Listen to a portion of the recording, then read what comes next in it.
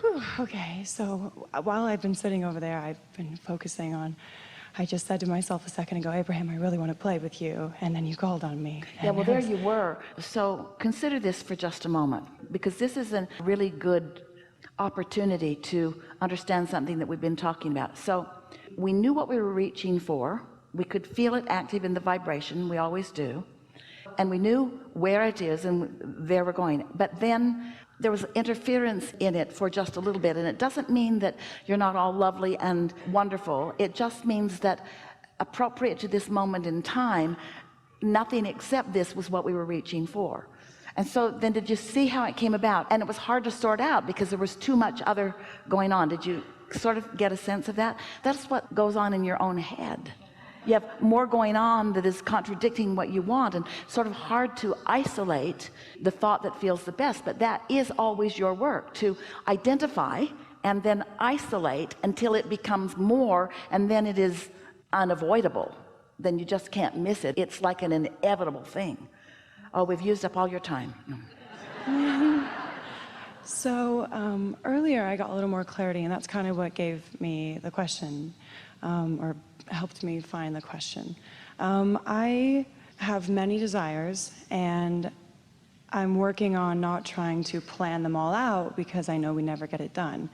And so I have a desire. It's also a nice idea to think about your ideas playing nice with each other. The cooperative components of the variety of ideas will make them all give strength to all of them. An idea that is easier for you will give strength to an idea that isn't easy for you. The end of the stick analogy that we're talking about. Yes. Do you think you have to choose among your desires, or could you just pick anything that's easy and let that energy that is surrounding that desire feed the others and make them bigger until you can see them all? Yes. And that is what I'm hoping for more clarity from you on, is I feel that when I get too focused on one desire for, let's say, modeling or acting or wanting to just be a light to people in a big way, and I feel that being a performer will help me to do that for lots of people in a way that feels good to me. The thing about that is, this is a really good conversation, because the thing about that is, you want to be an uplifter, and you've chosen an avenue which puts you in the public eye, which is just wonderful.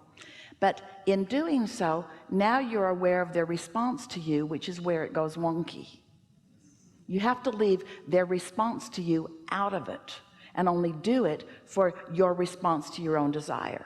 So you have to continue to activate and keep active your knowing that you are an uplifter, and you have to give no attention to whether you are uplifting anyone or not, because that's on them. Do you know? There are those who will not be uplifted. If you've got your eye on whether they're being uplifted or not, then you lose your connection, and then you feel bad. So this has to be a singular intent only. I do it. Why? Why do I do it? To be in alignment, to feel good, to feel great, to feel joy, just to be. And is there another ulterior motive? There shouldn't be, no. But is there? I want to feel good, and I want to be in alignment so that I can uplift them. Yeah, because then that makes me feel good. Yeah. Because now their response to you is part of the equation, and that's where it always gets muddled. It was muddled just now. You were after us and we were after you, but there was a whole lot of other stuff going on around it, and it's sort of like that. And I draw people like that to me. I feel like because I do want to help everyone, I do bring people into my life that are suckers of energy, I guess, like drainers of energy, and I care so much and I want to help everybody that I give them my attention. So stop for just a moment. Imagine your inner being, or imagine a cluster of inner beings which you want to call source. Try to get a visual on source aware of all of you. And do you think source is ever saying, look at all those suckers of energy? No, absolutely not, no. And you know why source would never feel that way or think that way? Because source remains in the replenishing mode, and so there's never any drag, there's never any drain, and not so with you either. So that wasn't our intent to point out to you that there is a drain. We just want you to feel the never-ending replenishment that is always yours. And I can always tell when I'm out of alignment because I feel exhausted. When I've given too much out of the vortex. Exhausted is the opposite of replenishment, isn't it? Yes, yes. And so I think more specifically, my question to you is, when I focus too specifically on a desire, I get all in my head about planning it out. Wait just a bit. because we really want you to hear this. You cannot focus too specifically when you are tuned in, tapped in, turned on, but you can focus too specifically when you're not. And that's what I'm trying to do. I believe I'm trying to focus too specifically to get me to realize what I want more, where to go. How can you tell? So you're tuned in, ideas start to come, you're flowing with them, and it's good until it isn't. So when it stops feeling good, does that mean that the work that you did before is irrelevant, or does it just mean leave it there for now? That's what we call don't try so hard, don't try to make it happen, don't try to push the noodle. So I guess, because there are moments when I feel I'm so flying high and it's amazing, and I might not even be focusing specifically on anything, playing with my daughter or my dog, you know, that is so adorable. Usually not focused specifically, because everything you focus on, you're working hard.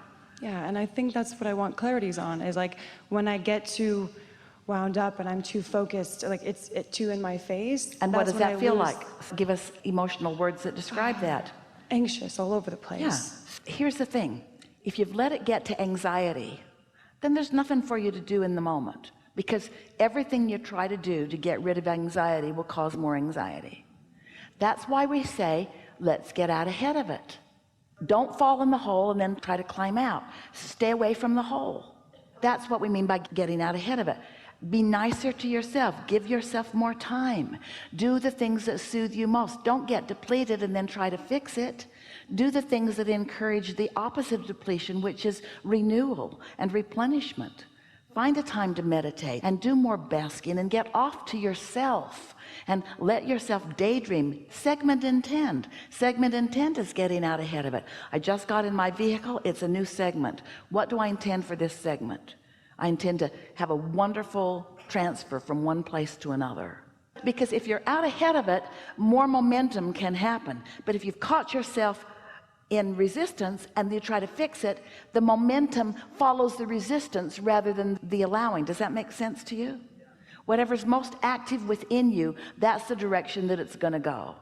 A while back, and Esther demonstrated it for friends the other day, we encouraged Esther to take a piece of paper and in one corner write something that was representative of good things she wants, and in the other corner of the paper we asked her to put a symbol that was evidence or an indicator of things unwanted, and then we asked her to make herself a dot right in the middle of the bottom of the paper, and then we asked her to just begin daydreaming.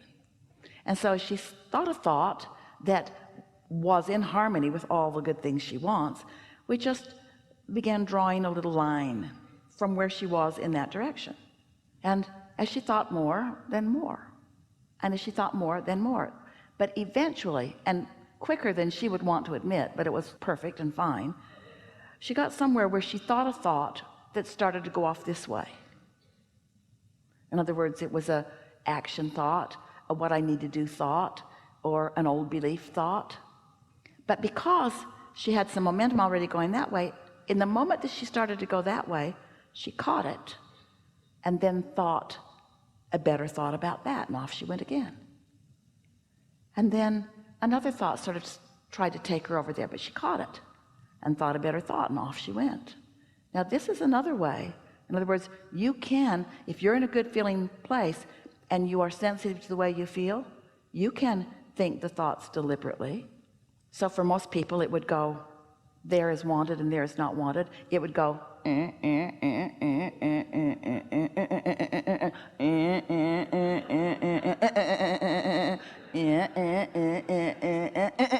then you just want to kill yourself because you're working really hard at trying to control your thoughts, which is fine. We know you like achievement. Or you could meditate and get tuned in, which would lead you to blissful thoughts, and then you could receive an idea that just feels really good, and for a moment in time you could be right there. But what trips you up is you don't want to just be there in energy or in emotion. You want the manifestation, and in the moment that you begin the efforting, that's when you begin moving in the other direction. If we could convince you that everything you want is because you want to feel good in the having of it, then if you could let the feeling good be the singular intention that you have, not uplifting the world, not fixing things that are broken, not making the world a better place, but just having a really good time being the bright light that you are. Yeah. And I think that's, yes, I think that's exactly what I was hoping to get, because I feel like when I get too focused on, okay, I got to decide to be this or decide to be that, rather than just, I can just decide to be right now. But you know what? And then all that will happen. Sometimes that thought about being that came directly from your vortex. We're not for a moment asking you to discard those thoughts. It's wonderful to get an idea about what you want to do. Someone sat in this chair a little bit ago and just said, I want my bells to ring. That's a lovely thing. That's all you're asking for. So we're not suggesting for a moment that when those thoughts come, that you shouldn't pursue those thoughts. Satisfaction comes from one place and one place only: having an idea of what you want and moving in the direction of it. All we're asking you to be more aware of is when you are being a dream killer to your own dream. That's all. Don't be practical about your dreams, because when you're practical about them, you try to put pieces in that you don't have yet. You are practical. You are humans. And it's the thing that Esther is most focused upon not focusing upon these days. It's the thing that she's most focused upon not focusing upon. She wants to jump into action too soon, because the dream doesn't feel like it's enough, but it is. The dream is enough. And if you can dream it and it's enough, and dream it and it's enough, and dream it and it's enough, and dream it it's enough, it will demand things of you that you can't not give it, but they will be things that are in harmony with the dream. The impulse will be so strong that nothing could keep you from following that. And that's the difference between receiving the thought and trying to think it into place. Did you get that? Yes, yes. Yeah. Thank you so much. Thank you. Really good. Really good.